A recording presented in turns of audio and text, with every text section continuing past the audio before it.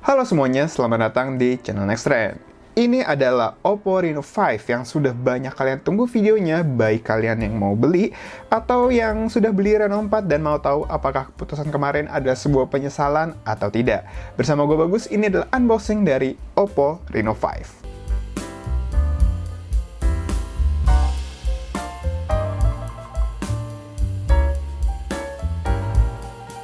Sebelum kita mulai, jangan lupa untuk subscribe dan tekan tombol loncengnya juga ya, supaya nanti kita bisa kasih informasi yang lebih banyak buat kamu.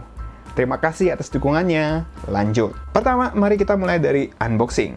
Ini adalah kemasan dari Oppo Reno 5 yang desainnya berubah jauh ya dari Reno 4. Ini lebih sederhana dan simple. Warnanya juga cukup cerah yang menggambarkan emang produk ini untuk anak-anak muda yang berani. Langsung aja kita buka.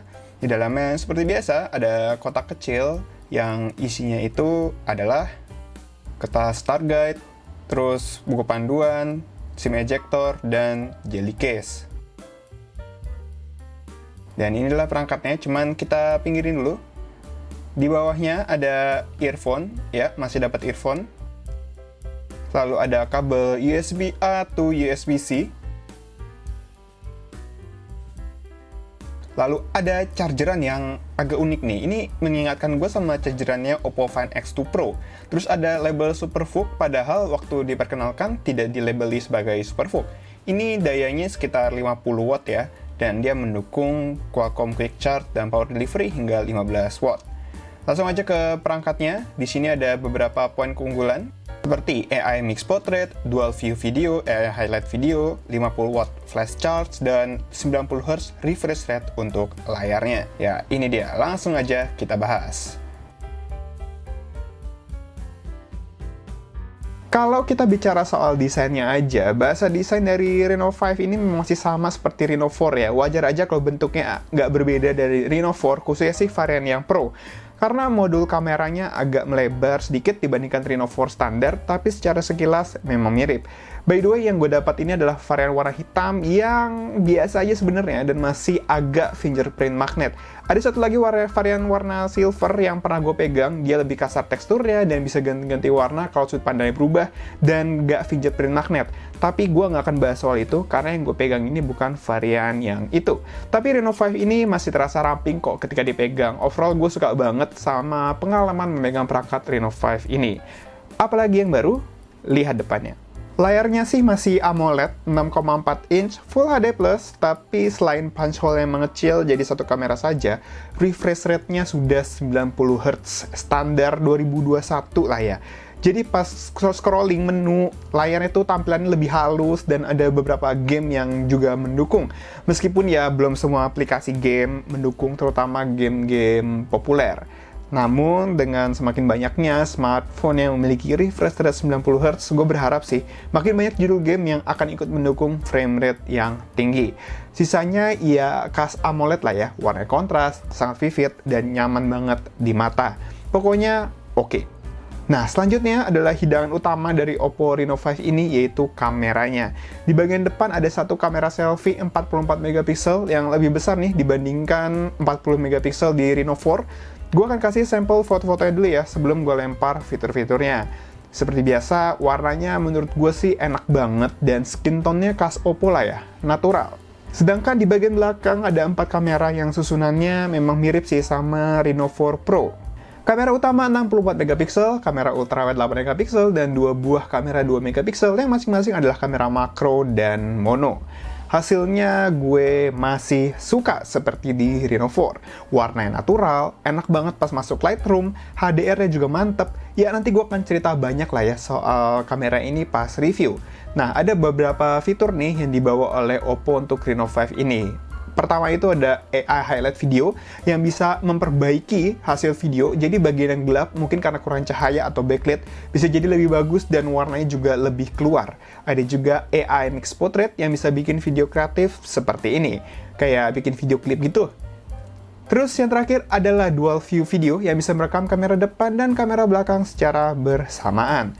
Oke, ini adalah tampilan Dual View Video dari Oppo Reno 5. Ini adalah salah satu dari 3 jenis dual view yang bisa kalian coba. Bisa dilihat nih, ini kamera depan menghadap ke gue, dan kamera depan yang ngadap ke apa yang gue lihat. Kayak gini aja sih. Ini by the way, ini video yang kalian lihat sekarang lagi gue edit karena harus terbit hari ini. Ini adalah bentuk kedua, dia kamera depannya jadi ngebundar gitu, dan ini bisa kalian pindah-pindahin juga nih, tuh kayak gini. Dan ini yang ketiga, dia kamera depannya jadi mengkotak seperti ini juga bisa digeser-geser. By the way, ini videonya juga bisa kalian kalian horizontalin ya, nggak harus vertikal seperti ini. Kayaknya gue akan buat video-video khusus ya soal fitur video di Reno 5 ini, karena ada beberapa fitur yang menurut gue sangat bermanfaat banget, dan sepertinya juga mayoritas dari kita. Fitur yang udah ada sebelumnya seperti AI Color, AI Monochrome, Ultra Night Selfie, dan lainnya masih ada di Oppo Reno 5 ini. Semua fitur ini terwujud berkat chipset yang digunakan, yaitu Snapdragon 720G yang didukung oleh RAM 8GB dan penyimpanan 128GB. Gue yakin pasti banyak yang bertanya-tanya, kok masih pakai chipset yang sama padahal udah ganti generasi. Ya, itu juga jadi pertanyaan gue, tapi 720G ini sebenarnya ada chipset yang bagus dan pintar. Experience gamingnya udah sangat baik, dan yang terpenting chipset ini juga sangat pintar. Terlihat jelas di sejumlah fitur yang dihadirkan di Reno 5 ini, mulai dari kamera dan juga sensor depannya ini yang bisa dipakai buat air gesture juga. Jadi ini sebenarnya bukan chipset yang jelek, dan sangat krusial untuk mendukung berbagai fitur pintar yang ada di Reno 5. Sedangkan baterainya itu punya ukuran 4310 mAh yang mendukung pengisian daya 50 Watt yang secara mengejutkan waktu pre-launch waktu itu tidak di-branding sebagai Superfook. Tapi charger Reno 5 ini masih ada label Superfook dan masih kompatibel dengan protokol pengisian daya Superfook, Qualcomm Quick Charge 2.0, dan power delivery hingga 15 watt. Seberapa cepat pengisian dayanya, seperti biasa akan ada di reviewnya nanti. Tapi overall, kapasitas baterai ini meningkat sedikit, dan pengisian dayanya juga lebih kencang ya kalau kita bandingkan dengan Reno 4 standar. Sistem operasi sudah menggunakan ColorOS 11.1, berbasiskan Android 11 yang sudah mendapatkan cukup banyak fitur seperti Always On Display, Custom, Flex Drop, kustomisasi tampilan, dan masih banyak lagi. Terakhir, ada salah satu PR terbesar Reno 4 yang akhirnya diperbaiki di Reno 5 ini, yaitu NFC. Jadi kalian sudah bisa cek saldo e-money, dan sekalian juga isi ulang. Di video selanjutnya, gue akan buatkan video review yang lebih lengkap dan komprehensif terkait Reno 5 ini. Jadi, jangan lupa buat subscribe. Overall, secara spesifikasi, Reno 5 ini dapat update dari segi refresh rate, NFC, kamera 64MP, dan kecepatan pengisian daya. Kalau semua spek yang gue sebutkan tadi itu penting, ya Reno 5 ini sudah menjadi smartphone mid-range yang hampir sempurna. Tapi soal experience lebih lengkapnya, boleh tunggu ya di video reviewnya nanti.